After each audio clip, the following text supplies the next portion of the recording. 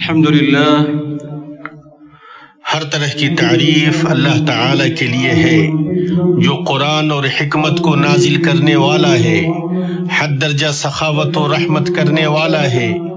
تیرے ہی لیے حمد ہے اے ہمارے رب، ایسی حمد جو تاریکی کی ظلمتوں کو مٹا دے، مصیبتوں کو ختم کر دے۔ میں گواہی دیتا ہوں کہ اللہ کے علاوہ کوئی معبود نہیں، وہ اکیلا ہے، اس کا کوئی شریک نہیں۔ میں گواہی دیتا ہوں کہ ہمارے نبی محمد اس کے بندہ و رسول ہیں۔ اللہ تعالیٰ نے آپ صلی اللہ علیہ وسلم کی شریعت کے ذریعے دین کو مکمل کیا، ہمارے اوپر اپنی نعمت کو مکمل کیا، ان کے ذریعے ہمیں خیر امت بنایا۔ اللہ تعالیٰ کا درود و سلام نازل ہو ان پر، ان کی آل و اولاد اور عزم والے صحابہ کرام پر، اور ان پر جو حق کے ساتھ ان کی اتباع کریں اس وقت تک جب تک نور و ظلمت کا سلسلہ جاری ہے۔ اما بعد، اے مسلمانوں، اللہ کا تقوی اختیار کرو، عمروں کو ان کے ڈھلنے سے قبل غنیمت جانو۔ دنیاوی زندگی تمہیں اپنی چکا چوند اور ہریالی کے ذریعے غفلت میں نہ ڈال دے، اس لیے کہ کتنوں کو اس نے دھوکے میں ڈال دیا، فریفتہ کر دیا، پھر ہلاک کر دیا۔ موت کے لیے کچھ اچک لینے والے لمحات ہیں اور آخرت میں غور کرنے کے مقامات ہیں، تو تم اپنی نیکیوں کے باوجود بھی خائف رہو، اپنی برائیوں پر شرمندہ رہو، موت کے آنے سے قبل اپنے رب کی طرف تیزی سے چلو۔ مسلمانوں، قرآن حکیم کی وصیتوں میں عقل مندوں کے لیے نصیحت ہے۔ یہ اللہ کے نور میں سے ایک نور ہے، اس کے ذریعے وہ اپنے بندوں میں سے جسے چاہتا ہے ہدایت دیتا ہے۔ اس کے اندر قرآن کے ایسے اسرار و عجائب ہیں جن کا احاطہ نہیں کیا جا سکتا، جس کی گہرائی میں کھڑا نہیں ہوا جا سکتا، اور اس میں کوئی تعجب کی بات بھی نہیں، اس لیے کہ وہ حکیم و علیم کا کلام ہے۔ ارشاد ربانی ہے، بے شک آپ کو اللہ حکیم و علیم کی طرف سے قرآن سکھایا جا رہا ہے۔ سب سے بہتر وصیت جو حکمت کے چراغ دان سے نکلی، جسے شفقت و رحمت کا لباس پہنایا گیا، جو مکمل طور پر واضح ہے، وہ ہے جسے اللہ سبحانہ نے اپنے بندہ لقمان کے حوالے سے بیان کیا ہے۔ یہ وہ نیک بندے ہیں جن کے دل میں اللہ تعالیٰ نے حکمت کے چشمے جاری فرمائے، چنانچہ ان کی زبان سے میٹھے نفع بخش کلمات جاری ہوئے، ان کی حکمت لوگوں میں مثل بن گئی، تو وہ کتنی اچھی جاری ہونے کی جگہ تھی اور وہ کتنا بلیغ نکلنے کا مقام تھا۔ اللہ سبحانہ نے انعام و احسان کی یاد دلاتے ہوئے فرمایا، اور ہم نے یقیناً لقمان کو حکمت دی تھی کہ تو اللہ تعالیٰ کا شکر کر، ہر شکر کرنے والا اپنے ہی نفع کے لیے شکر کرتا ہے، جو بھی ناشکری کرے وہ جان لے کہ اللہ تعالیٰ بے نیاز اور نہایت قابل تعریف ہے۔ پھر اس کے بعد ان کی 10 وصیتوں کو بیان کیا جو انہوں نے اپنے بیٹے سے کی تھی۔ یہ نہایت ہی قیمتی و بلند، بلیغ و محکم، خیر کی عادتوں کی جامع اور فضائل کے پہلوؤں کو محیط ہے۔ اللہ تعالیٰ نے فرمایا، اور جبکہ لقمان نے واز کہتے ہوئے اپنے لڑکے سے فرمایا کہ میرے پیارے بچے، اللہ کے ساتھ شریک نہ کرنا، بے شک شرک بڑا بھاری ظلم ہے۔ تو انہوں نے بندے پر اللہ کے حق سے شروع کیا جو سب سے عظیم، سب سے اول اور سب سے اہم حق ہے۔ وہ ایسے توحید کا حق ہے جو شرک سے خالص ہو، بندے کے لیے اس کے بغیر کوئی بے نیازی نہیں ہے، ورنہ وہ اس کی طرح ہو جائے گا جسے چڑیا اچک لے یا جسے ہوا دور دراز جگہ پر اڑا کر لے جائے۔ اللہ تعالیٰ نے شرک کے معاملے کو عظیم بنایا اور اسے ظلم عظیم قرار دیا، اس لیے کہ وہ خالق و مخلوق کے مابین برابری کرنی ہے، اور اس کے مابین جس کے لیے سارا کا سارا حکم و امر ہے اور جس کے لیے حکم و امر میں سے کچھ بھی نہیں، تو کیسے ایک مخلوق اپنے ہی ہم مثل کسی ایسی مخلوق کے لیے عاجزی اختیار کرے گی جو اپنے نفس کے لیے بھی نفع و ضرر کی مالک نہیں، نہ ہی موت و حیات اور دوبارہ اٹھائے جانے کی مالک ہے۔ تو اے مسلمان بندہ، تو اس کی بارگاہ میں گریہ وزاری کر جس نے تم کو بندوں کی بندگی سے اوپر اٹھا دیا، تمہیں ہم مثل اور شریک کی غلامی سے آزاد کر دیا، بتوں کو سجدہ کرنے سے محفوظ کر دیا، اور پہلے سے ہی تمہارے لیے سچے مقام کا فیصلہ فرما دیا کہ اس نے تمہارے اوپر نعمت کو پوری فرما دیا جس نے اسے شروع کیا ہے۔ تو اپنی محبت صرف उस एक के लिए महदूद रखो, उस अकेले पर तवक्कुल करो, उस अकेले की रजामंदी को तरजीह दो, उसकी मोहब्बत और रजामंदी को अपने दिल का काबा बना लो, जिसका तुम हमेशा तवाफ करते रहो और उसके अरकान का इस्तेलाम करते रहो। अल्लाह के बंदो, यकीनन अल्लाह के हक के बाद कोई हक नहीं है जो वालिदैन के हक की तरह हो, इसलिए उन दोनों के साथ अच्छा बर्ताव करने, उन दोनों की भलाइयों का शुक्र अदा करने और उन दोनों के साथ हुस्ने सलूक करने की वसीयत अल्लाह की तौहीद की वसीयत से मिली हुई है। अल्लाह जल्ल सनाउहु ने फरमाया, हमने इंसान को उसके माँ बाप के मुताल्लिक नसीहत की है। उसकी माँ ने दुख पर दुख उठाकर उसे हमल में रखा और उसकी दूध छोड़ाई 2 बरस में है कि तू मेरी और अपने माँ बाप की शुक्रगुजारी कर, तुम सबको मेरी ही तरफ लौट कर आना है।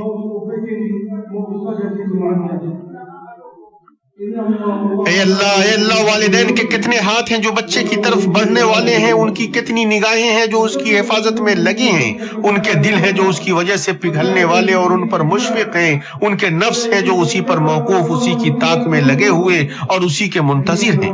वो दोनों इशार और आजमत की मिसाल हैं, देख रेख और फजीलत के सरचश्मे हैं।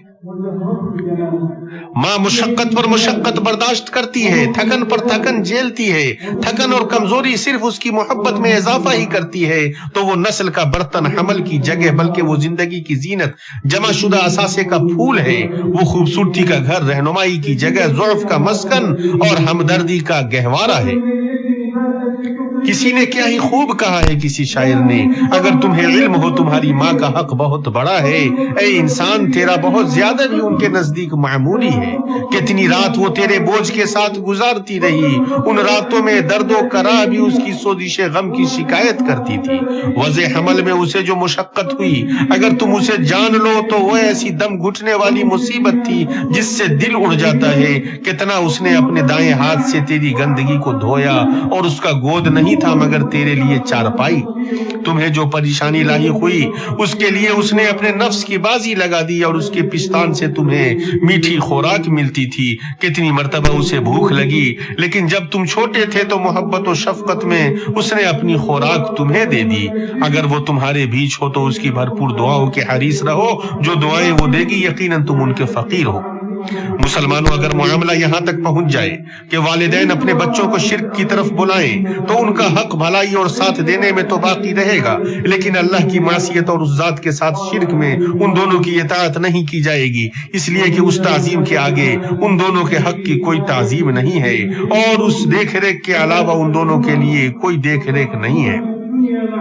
अल्लाह ताला ने फरमाया, अगर वो दोनों तुझ पर इस बात का दबाव डालें कि तू मेरे साथ शरीक करे जिसका तुझे इल्म न हो, तो तू उनका कहना न मानना, हाँ दुनिया में उनके साथ अच्छी तरह बसर करना और उसकी राह चलना जो मेरी तरफ झुका हुआ हो। तुम्हारा सबका लौटना मेरी ही तरफ है, तुम जो कुछ करते हो उससे फिर मैं तुम्हें खबरदार करूंगा। लगातार लुकमान अपने बेटे को नसीहत करते रहे। वो उनसे निहायत ही शफकत, मोहब्बत और नरमी के साथ कहते थे। अल्लाह कहता है, प्यारे बेटे, अगर कोई चीज राई के दाने के बराबर हो, फिर वो भी खा किसी चट्टान में हो या आसमानों में हो या जमीन में हो, उसे अल्लाह ताला जरूर लाएगा। अल्लाह ताला बड़ा बारीक बीन और खबरदार है। वो अपने बेटे से कहते हैं, अपने रब से सिर्रो आलन में डरो, इस बात से डरो कि वो तुम्हें उस जगह देखे जिसे वो नापसंद करता है, या वो तुम्हें उस जगह न पाए जिसे वो पसंद करता है, इसलिए कि वो तुम्हारे ऊपर बाखबर और निगरां है। कोई मख्फी रहने वाली चीज भी उससे मख्फी नहीं रहती, खा वो जितनी छोटी और बारीक क्यों ना हो। और अल्लाह की कसम, ये वसीयत अपनी जगह पर सही आई है। उन्होंने पहले सबसे अजीम तरीन मतलूब के सिलसिले में अपने बेटे को नसीहत की और वो तौहीद खालिस है। फिर उन्हें दिल के अमल और उसे पाक साफ करने की याद दिलाई, जो अल्लाह के नजदीक सबसे बेहतर और मुअज़्ज़ज़ अमल है, इसलिए कि अल्लाह ताला सूरतों और शक्लों को नहीं देखता बल्कि वो दिलों और अमाल को देखता है।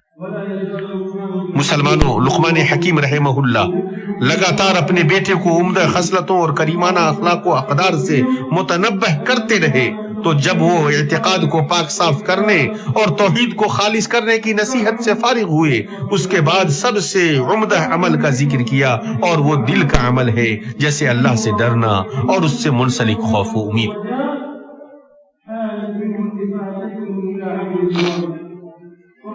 پھر جوارح کے عمل کی طرف توجہ مبذول کرائی، اس میں سب سے مبارک و معزز کو مخصوص فرمایا اور وہ نماز قائم کرنا ہے تو اپنی نصیحت کے ضمن میں کہا اے بیٹے نماز قائم کرو۔ اے اللہ کے بندو، نماز مومنوں کا شعار، عابدوں کی راحت، اللہ کی طرف رجوع کرنے والوں کی آنکھوں کی ٹھنڈک ہے۔ اسلامی شریعت میں اسے نہایت ہی کامل ترین اور بہترین طریقے سے رکھا گیا ہے، جس کے ذریعے خالق تبارک و تعالی نے اپنے بندوں کو بندہ بنایا ہے۔ تو یہ ثنا و حمد، تعظیم، تسبیح، تکبیر اور حق کی گواہی، رب کے سامنے عاجز، تابع، فرما بردار اور پابند احکام بندے کے کھڑے ہونے کی طرح کھڑا ہونا، اس کی بارگاہ میں اس کے کلام کے ذریعے قربت حاصل کرنا اور گریہ و زاری کرنے پر مشتمل ہے۔ پھر اس کے سامنے عاجزی و خشوع اور تابعداری کرتے ہوئے پشت کو جھکانا ہے۔ پھر اس کے بعد سیدھے کھڑے ہونا ہے تاکہ پہلے جھکنے سے زیادہ کامل ترین جھکنے کے لیے تیار ہو جائے اور وہ قیام سے سجدے میں جانا ہے۔ تو اس میں بندہ اپنی سب سے معزز چیز کو اور وہ چہرہ ہے زمین پر رکھتا ہے، رب کے لیے خشوع اختیار کرتے ہوئے، اس کی عظمت کے سامنے تابعداری و عاجزی اختیار کرتے ہوئے، اس کے غلبہ کے سامنے درماندگی کا اظہار کرتے ہوئے۔ یقیناً رب کے لیے بندے کا دل انکساری اختیار کرتا ہے، اس کی بارگاہ میں اس کا جسم جھکتا ہے، اس کے لیے اس کے جوارح خشوع اختیار کرتے ہیں، پھر وہ سیدھا بیٹھ جاتا ہے، اس کی بارگاہ میں گریہ و زاری کرتا ہے، اس کے سامنے عاجزی اختیار کرتا ہے، اس سے اس کا فضل مانگتا ہے، پھر وہ عاجزی، خشوع اور فرما برداری والی حالت سے اپنی حالت کی طرف لوٹتا ہے۔ لگاتار اس کی یہی حالت رہتی ہے یہاں تک کہ وہ اپنی نماز پوری کر لیتا ہے۔ پھر وہ اپنے رب کی ثنا بیان کرتے ہوئے، اپنے نبی اور بندوں پر سلام بھیجتے ہوئے، اپنے رسول پر درود بھیجتے ہوئے، اپنے رب سے اس کا خیر، احسان اور فضل مانگتے ہوئے نماز پوری کرنے کے ارادے سے بیٹھتا ہے۔ تو کون سی چیز اس عبادت سے زیادہ بہتر ہے؟ اللہ کے بندوں، جب لقمان نے اپنے بیٹوں کو ان چیزوں کی وصیت کی جن سے ان کے نفس کی تکمیل ہوتی ہے، تو اس کے بعد ان چیزوں کی طرف منتقل ہوئے جن سے ان کے علاوہ دوسروں کی تکمیل ہوتی ہے، اس لیے کہ لوگوں میں سب سے افضل وہ ہے جو اپنے نفس میں کامل ہو اور اپنے علاوہ کو مکمل کرنے والا ہو۔ چنانچہ کہا اچھے کاموں کی نصیحت کرتے رہنا، برے کاموں سے منع کیا کرنا۔ معروف ایک ایسا لفظ ہے جو ان تمام چیزوں کو شامل ہے، خیر میں سے جن سے نفوس مانوس ہوتے ہیں، اور منکر ایسا لفظ ہے جس میں وہ تمام چیزیں شامل ہیں، شر میں سے جن سے نفوس ابا کرتے ہیں۔ تو یہ ایسی وصیت ہے جس میں ہر طرح کی اچھی خصلتوں کا حکم دیا گیا ہے اور ہر طرح کی شر والی خصلتوں سے منع کیا گیا ہے۔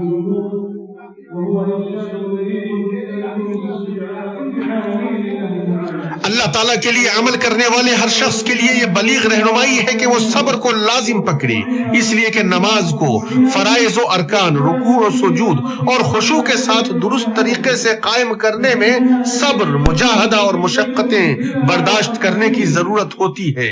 تو یہ نہایت گراں اور ثقیل ہے، مگر صرف خشوع اختیار کرنے والوں کے لیے بھلائی کا حکم دینا اور برائی سے روکنا صبر، مصیبت برداشت کرنے کا محتاج ہے۔ تو پھر یہاں نفس کے غلبہ حاصل کرنے اور اس کی واہواہی چاہنے کی کوئی جگہ نہیں ہے۔ اللہ تعالی ہمیں اور آپ کو ان چیزوں سے فائدہ پہنچائے جو اس نے واضح نشانیاں اور ہدایتیں نازل فرمائی ہیں، ہمارے لیے مخلوق کے سب سے بہتر انسان کی سنت میں برکت عطا فرمائے۔ میں اللہ عظیم سے اپنے لیے اور آپ سب کے لیے ہر قسم کے گناہ سے مغفرت طلب کرتا ہوں، اسی سے مغفرت طلب کرو، وہ نہایت ہی معاف کرنے والا ہے۔ ہر طرح کی تعریف اللہ تعالی کے لیے ہے۔ جب تک بادل برسے اور سراب چمکے، درود و سلام نازل ہو اللہ کے بندوں و رسول پر، جس پر سب سے بہتر کتاب نازل کی گئی، اور ان کے آل و اصحاب پر، اور قیامت کے دن تک جو حق کے ساتھ ان کی اتباع کریں ان پر۔ اما بعد، مسلمانوں، ان نورانی وصیتوں میں سے آخری وصیتیں انسان کے خود اپنی ذات سے متعلق ادب اور دوسروں کے ساتھ اس کے ادب پر متنبہ کرنے کے سلسلے میں آئی ہیں، جبکہ اس سے پہلے کی وصیتوں میں عقیدہ و عمل کے اعتبار سے رب کے ساتھ بندے کے رشتے کے سلسلے میں متنبہ کیا گیا تھا۔ لوگوں کے ساتھ انسان کے ادب کے سلسلے میں ارشاد ربانی ہے، لوگوں کے سامنے اپنے گال نہ پھلا اور زمین پر اترا کر نہ چل، کسی تکبر کرنے والے شیخی خورے کو اللہ پسند نہیں فرماتا۔ تو اسے لوگوں کے سامنے گال پھلانے سے منع کیا ہے، اور وہ تکبر و اطراحت میں ان سے روگردانی و اعراض کرنا ہے، اور اسے زمین میں اکر کر چلنے سے منع کیا ہے، اور وہ کنایا ہے خود ستائی اور اپنے نفس پر فخر کرنے سے۔ تو ان کی وصیت تواضع، فروتنی اور نرم دلی پر ابھارنے پر مشتمل ہے۔ یہ رب تعالی کی محبت اور اس کی مخلوق کی محبت کو پانے والے سب سے اچھے اور نہایت عمدہ اخلاق میں سے ہے۔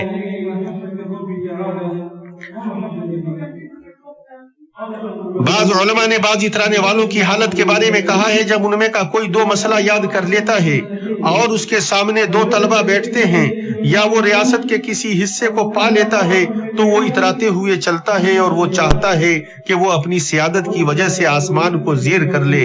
ایسے لوگ اس آیت کے پاس سے گزرتے ہیں لیکن وہ اس سے اعراض کرتے ہیں، تو اس بات کا کیا فائدہ کہ وہ قرآن پڑھیں یا ان پر قرآن پڑھا جائے اور ان کا دل اس پر تدبر کرنے سے بہت دور ہو۔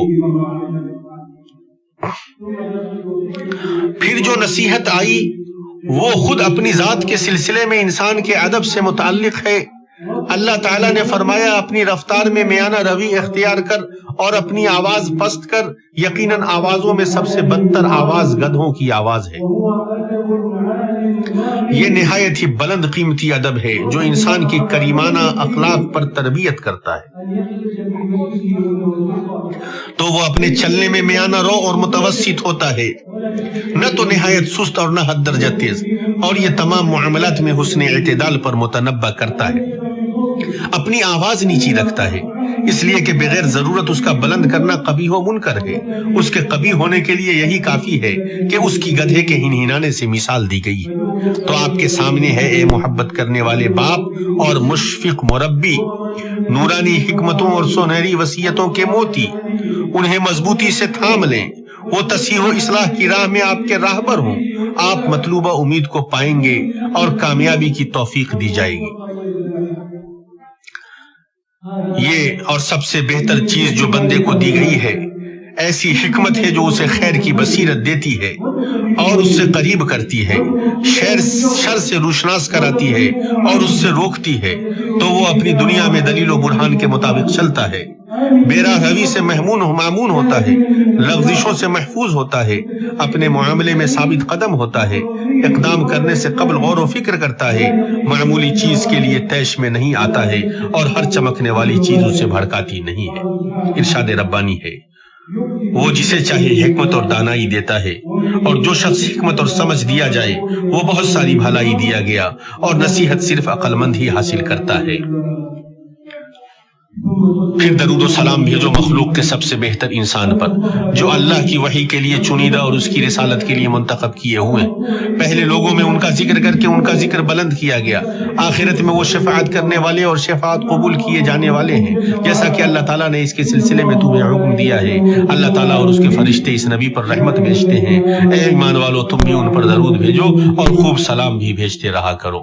اے اللہ، درود و سلام نازل ہو تیرے بندہ و رسول محمد پر، ان کی آل و اولاد اور صحابہ کرام پر، اور تو راضی ہو جا خلفائے اربعہ سے، ابو بکر، عمر، عثمان اور علی سے، اور تمام صحابہ کرام سے، اپنے فضل و رحمت سے، اے ارحم الراحمین۔ اے اللہ، اسلام اور مسلمانوں کو غلبہ عطا فرما۔ اے اللہ، اسلام اور مسلمانوں کو غلبہ عطا فرما۔ اے اللہ، شرک اور مشرکوں کو ذلیل و خوار فرما۔ اے اللہ، دین کے دشمنوں کو تباہ فرما۔ اے اللہ، اس ملک کو امن والا بنا، مسلمانوں کے سب سے بہتر ملکوں میں بنا دے۔ اے اللہ، ہمیں ہمارے ملکوں میں محفوظ رکھ۔ اے اللہ، ہمیں ہمارے ملکوں میں اور گھروں میں محفوظ رکھ۔ اے اللہ، ہمارے سربراہان مملکت کی ہر طرح کے خیر سے مدد فرما۔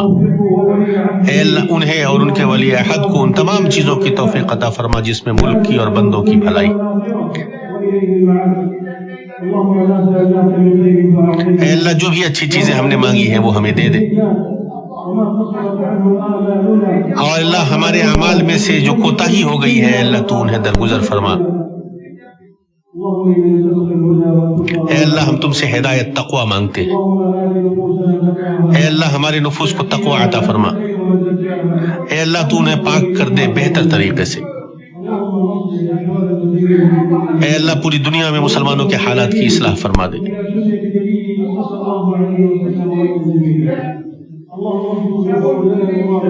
اے اللہ ہمارے وہ لشکر جو سرحدوں پر تعینات ہیں ان کی مدد فرما. اے اللہ تو ان کا مؤید و حامی ہو جا. اے اللہ ہمیں دنیا میں بھی بھلائی عطا فرما، آخرت میں بھی بھلائی عطا فرما. اور اے اللہ اگر تو ہمیں بخش نہیں کرے گا، بخشے گا نہیں اور معاف نہیں کرے گا تو ہم گھاٹا اٹھانے والوں سے ہو جائیں گے. اے اللہ تو ہمیں، ہمارے والدین کو اور ان تمام لوگوں کو جن کا ہمارے اوپر حق ہے، ان تمام لوگوں کو اپنی رحمت و رضوان سے معاف فرما. اے اللہ تو ہمارے انجام کو اپنے پاس بہتر بنا دے، جہنم سے آزاد کر دے. تیری ذات پاک ہے ان چیزوں سے جسے وہ بیان کرتے ہیں. اور سلامتی ہو مرسلین پر. اور ہماری آخری دعا یہی ہے کہ ہر طرح کی تعریف اللہ رب العالمین کے لیے.